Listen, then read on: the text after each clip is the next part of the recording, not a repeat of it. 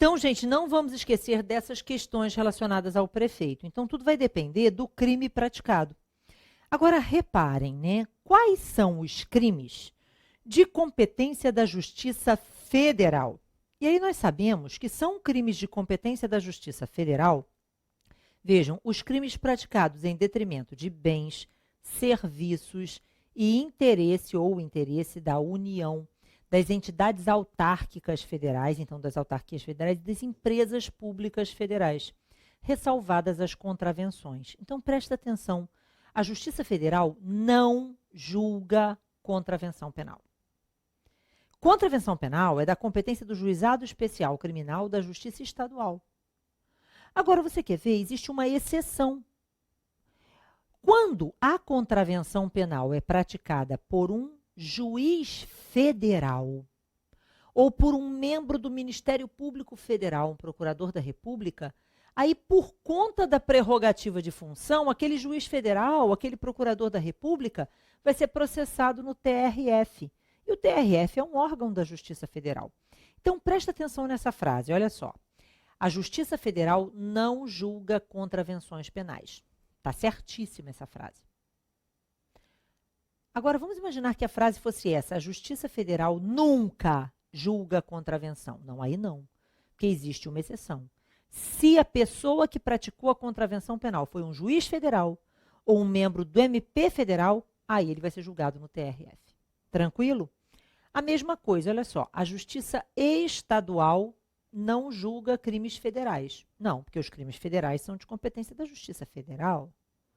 Né? Então, a Justiça Estadual não julga crimes federais. Mas e se o crime federal tiver sido praticado por um juiz estadual ou um membro do MP estadual? Aí é o TJ que vai julgar, não é? Por causa da prerrogativa. Então, a prerrogativa, ela prevalece sobre a competência em razão da matéria. Entendeu? Ok, gente? Ficou claro? Agora veja, então, os crimes praticados em detrimento de bens, serviços, interesse da União, das suas autarquias e das empresas públicas federais. Não podemos esquecer que o Banco do Brasil não é empresa pública, é sociedade de economia mista. Então, quando o crime é praticado contra o Banco do Brasil é a vítima daquele crime, a competência é estadual. Mas se o crime tiver sido praticado contra a Caixa Econômica Federal, aí a competência é federal, porque a Caixa Econômica é uma empresa pública federal. Tudo bem? Quero que você tenha atenção também aos Correios. Então, se eu tiver um crime praticado contra a empresa brasileira de Correios e Telégrafos, o crime é federal. Mas e se o crime tiver sido praticado contra a franquia? Não, gente, aí a vítima é o franqueado. Aí a competência é estadual. Tá bom? Entendido isso? Ana, mas e se for um roubo de carga do correio? Tipo assim, tá tendo um monte de roubo de carga de caminhão de Sedex, né? Então, se acontecer um crime desse, como é que fica? Gente, como o serviço de entrega da correspondência é prestado diretamente pela empresa brasileira de Correios e Telégrafos, embora possa não existir violação ao patrimônio, a bens do correio, existe violação a serviço do correio. E por isso a competência é federal. Tudo bem, gente? Entendido? Beleza, né? Então, visto isso aqui, vamos voltar lá rapidinho, né? Então, vista essa questão do prefeito, ó, né? Vamos voltar aqui. Então, o prefeito é julgado no tribunal. Ana, e o governador do estado? O governador do estado é processado perante o STJ, que nem os desembargadores. Ah, e o presidente da República e os ministros de Estado. Gente, tem que lembrar que é por crime comum, hein? Porque o crime de responsabilidade é o impeachment, né? Aí é com Flavinha. Mas, veja, nos crimes comuns, presidente da República e ministros de Estado são processados perante o STF. Da mesma forma que os senadores e deputados federais são processados perante o STF. Tudo bem? Agora, presta atenção, a regra é bem fácil.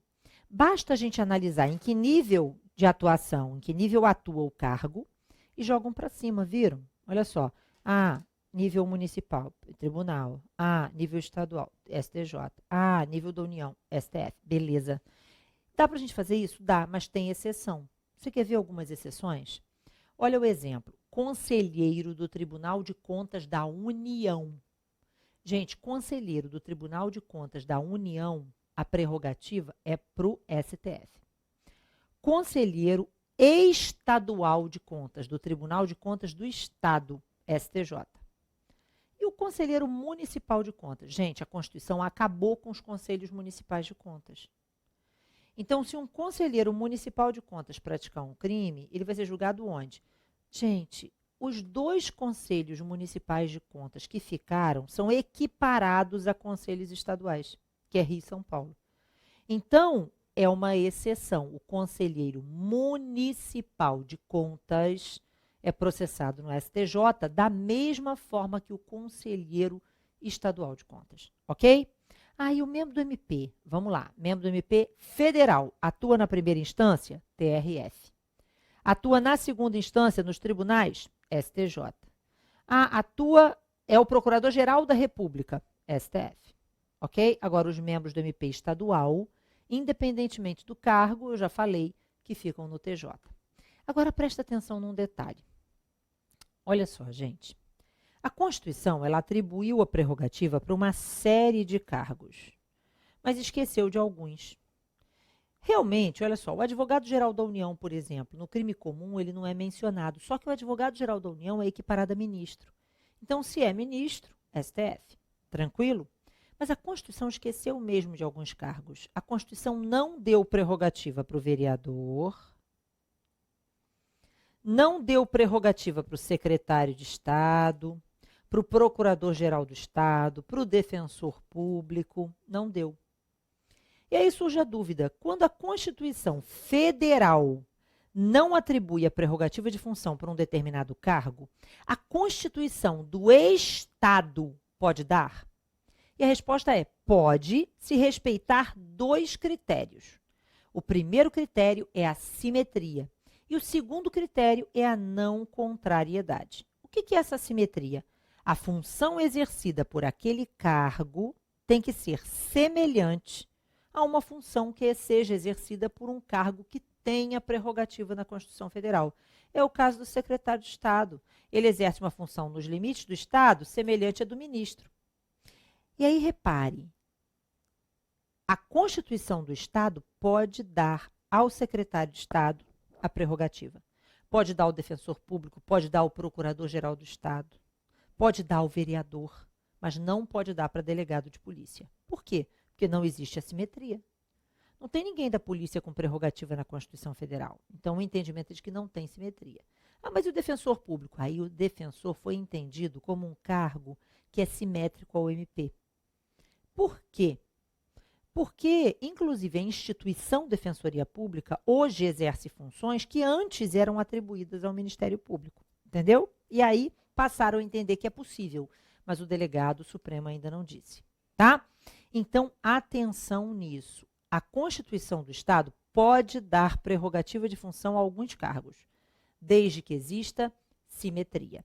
Agora, na hora da questão, gente, tem que estar escrito na questão. A Constituição do Estado tal deu prerrogativa ao cargo tal. Se a questão não disser isso, não tem. Então, veja, vereador, secretário de Estado, defensor público, procurador-geral do Estado, a questão tem que dizer assim, no Estado tal, o cargo tal tem prerrogativa. Se a questão não disse, é porque não tem. Tudo bem? Agora vejam, quando a Constituição do Estado atribui para esses cargos a prerrogativa, é lógico que a Constituição do Estado está limitada ao espaço e aos órgãos do Estado. Por isso que a prerrogativa, quando existe para o secretário, ó, ela é assim para o TJ, tá vendo? Ó? Certo? Do vereador, né? Ó. Porque é lógico que a Constituição do Estado não pode dizer o que o STJ vai julgar. Está limitada ao Estado, né? E aí vale, nesses casos, aquela mesma regra atribuída ao prefeito? Então, imagine que no Estado X, secretário de Estado tem a prerrogativa. E ele pratica um crime federal. Exemplo, veio uma verba da União para dentro do município ou do Estado, e aí essa verba foi desviada. Nesse caso, gente, a gente tem que prestar atenção num detalhe. Se aquela verba proveniente da União para o Estado ou município já tiver sido incorporada ao patrimônio do Estado ou do município, o desvio só tiver acontecido depois, aí o lesado é o município ou o Estado, a competência estadual. Para que eu diga que a competência é federal, é preciso que essa verba proveniente da União tenha sido desviada antes da incorporação aos cofres do Estado ou município. Entendeu? Aí realmente o lesado é a União. Agora, existem algumas situações em que sempre vai ter interesse da União.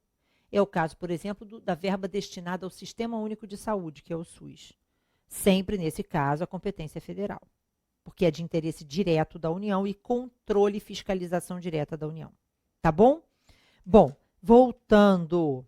Mas vejam, então a Constituição, ela não falou do cargo, da prerrogativa do vereador, do secretário de Estado, do defensor público, do procurador-geral do Estado.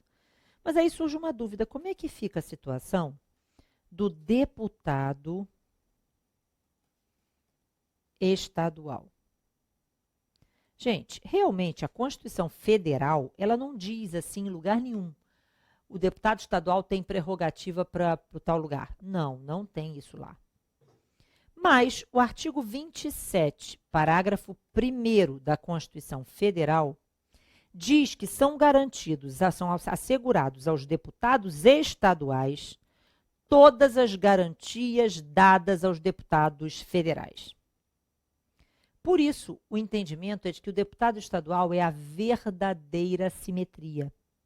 E é exatamente por esse motivo que todas as constituições estaduais dão ao deputado estadual prerrogativa para o TJ. Mas aí vale, de novo, aquela questão do prefeito. Ó. Ele fica no TJ se o crime for estadual. Se o crime for federal, é TRF. Se o crime for eleitoral, é TRE. Tudo bem, gente? Então, o deputado estadual é a verdadeira simetria. No que isso implica? Agora eu preciso que você preste atenção numa coisa. O primeiro critério para que a Constituição do Estado dê prerrogativa para um cargo é a simetria. Mas tem um segundo critério, que é a não contrariedade.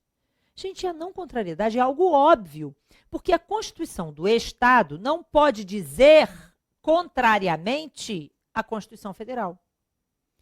Então, tudo que está, é uma questão de, veja, pirâmide de Kelsen, as normas infraconstitucionais, não é isso? Elas devem ser compatíveis com a Constituição Federal sob pena de inconstitucionalidade, não é isso? Então, a Constituição do Estado até pode dar ao vereador a prerrogativa de função, mas não pode retirar o vereador quando o crime for doloso contra a vida do júri. Por quê? Porque a Constituição do Estado não pode retirar uma garantia constitucionalmente assegurada no artigo 5º da Constituição Federal. Então, atenção nisso. Quem tem aqueles cargos que possuem prerrogativa na própria Constituição Federal, perdem o direito ao júri. É como se a Constituição Federal estivesse criando uma exceção a si mesma. Lá no artigo 5º diz assim, olha, os crimes dolosos contra a vida são da competência do júri. Mas aí lá no artigo 102 diz, ó, deputado federal no crime comum é julgado no STF. E o homicídio é um crime comum. Ok? Então vejam, quem tem prerrogativa de função na própria Constituição Federal perdeu o direito ao júri.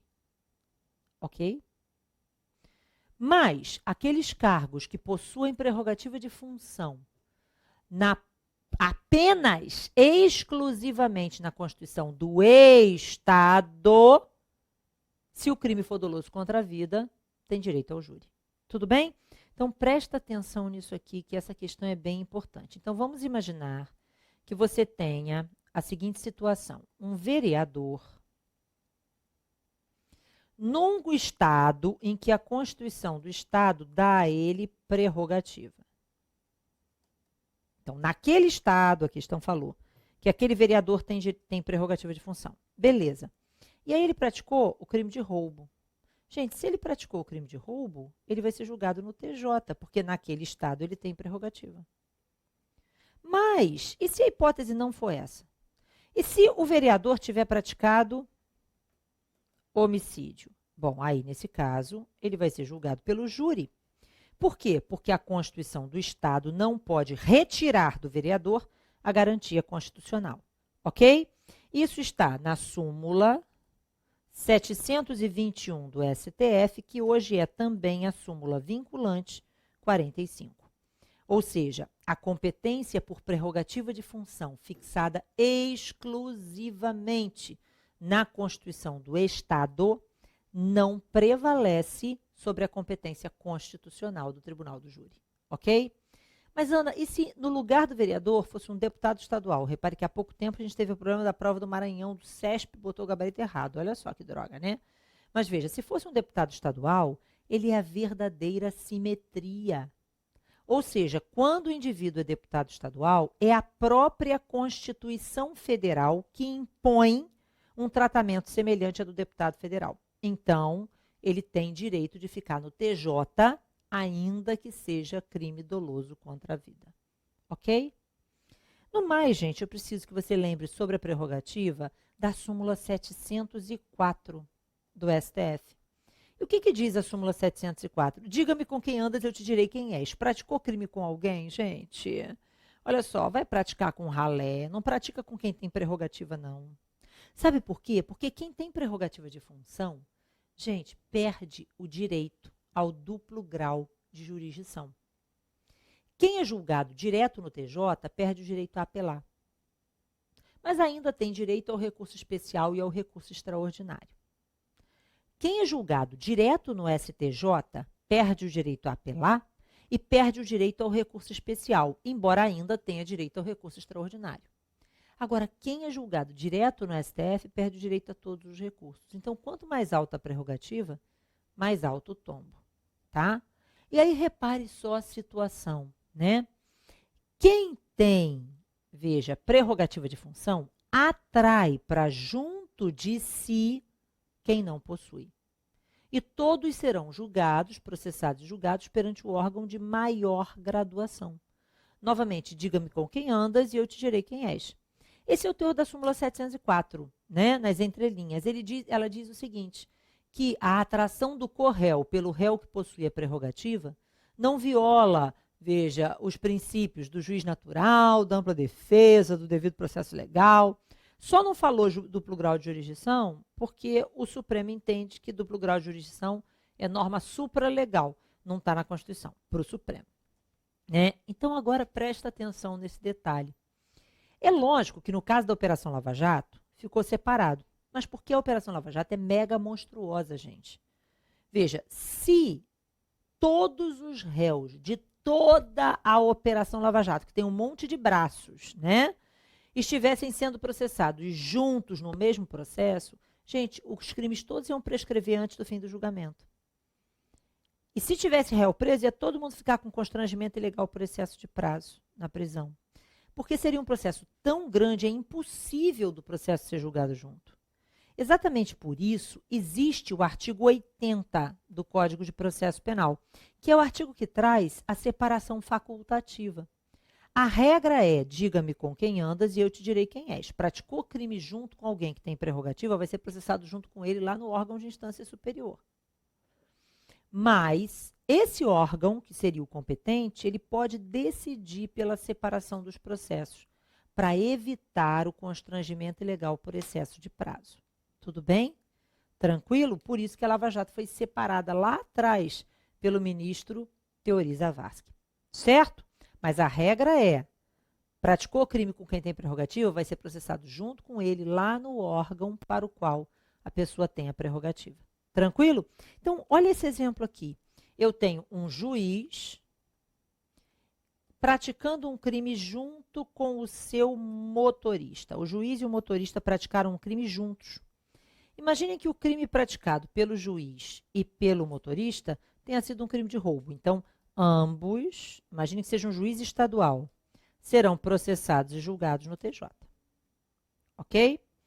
Mas, Ana, imagine que você tenha um juiz e o motorista dele praticando um crime de homicídio doloso. Bom, aí mudou de figura. Por quê, gente?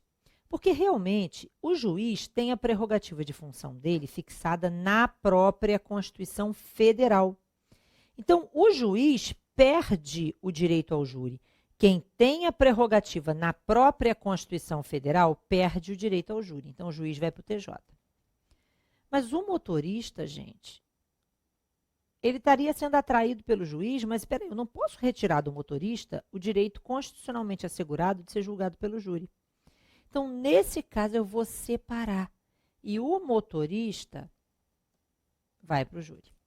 Tudo bem? Então, nesse caso, eu não vou aplicar a súmula 704. Tem divergência? Tem.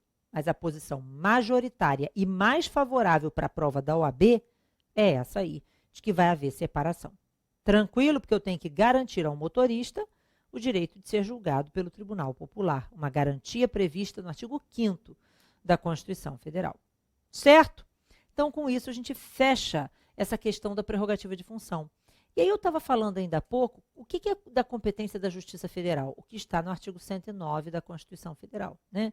Então, crimes praticados em detrimento de bens, serviços, interesse da União, das autarquias federais, das empresas públicas federais, ressalvadas as contravenções. Contravenção não é julgada na Justiça Federal.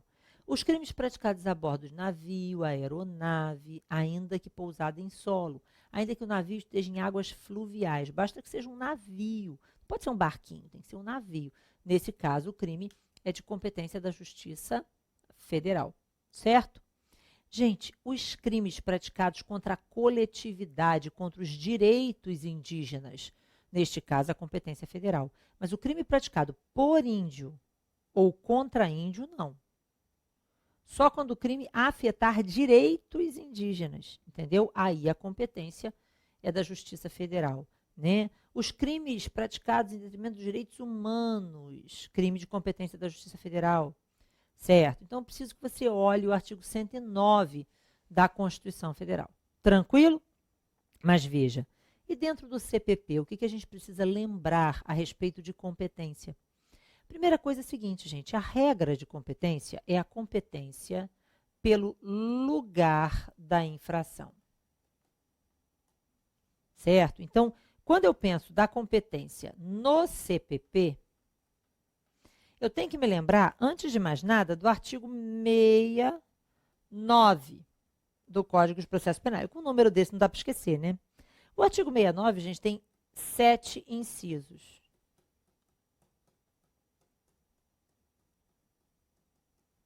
Então, diz o artigo 69, determinará a competência jurisdicional, o lugar da infração.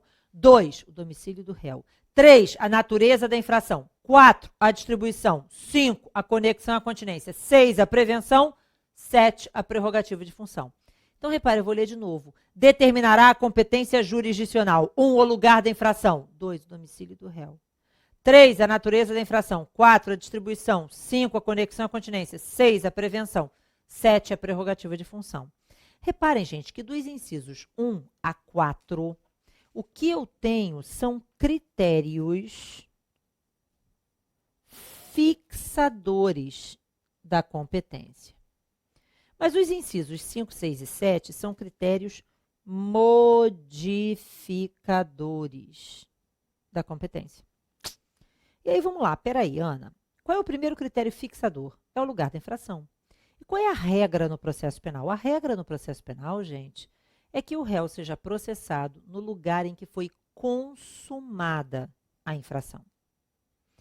Então, não importa no processo penal, não existe no processo penal nenhuma hipótese em que a competência seja definida pelo domicílio da vítima. Não me interessa onde a vítima mora.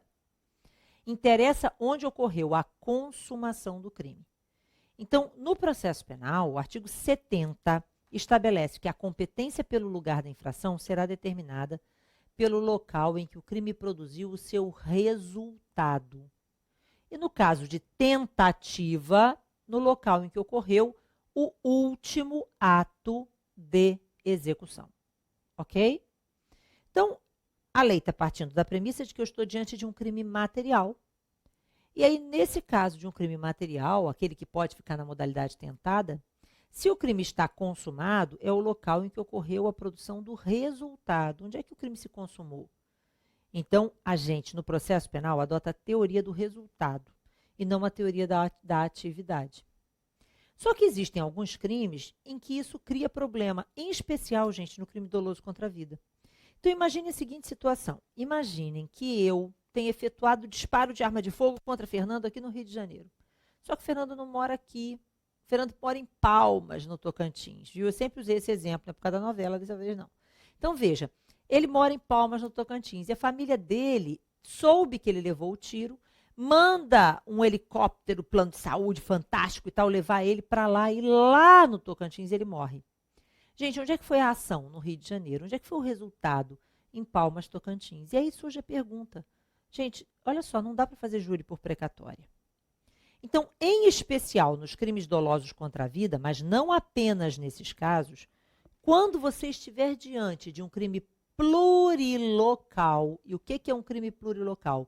Um crime em que a ação ocorreu num local e o resultado se produziu em outro, ok? Vejam, o entendimento da jurisprudência é que tanto faz. O Ministério Público tem foro de eleição, ou seja, ele pode oferecer a denúncia tanto no local da ação, como no local do resultado. Então, vamos lembrar disso. Então, no processo penal, a regra em relação à competência territorial é o locus comissi delicti. O que é isso? Local da consumação do crime. Tudo bem? Se for um crime permanente, todos os locais pelos quais o crime foi praticado, né? Se for um crime continuado, onde esses atos que ensejam a continuidade delitiva foram praticados, todos eles serão igualmente competentes.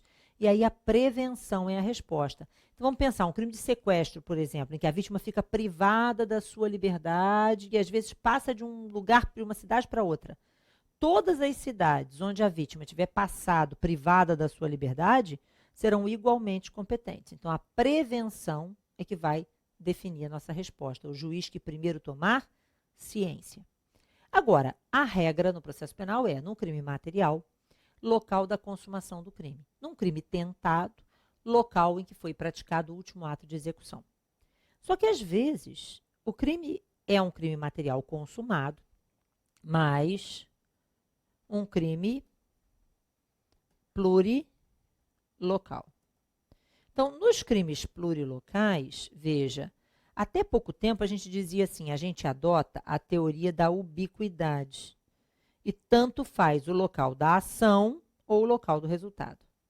Mas o Supremo passou a dizer que o MP tem foro de eleição e pode escolher entre oferecer a denúncia no local da ação ou no local do resultado, o que dá na mesma, né? Mas é só a nomenclatura, pode aparecer a teoria da ubiquidade ou o foro de eleição.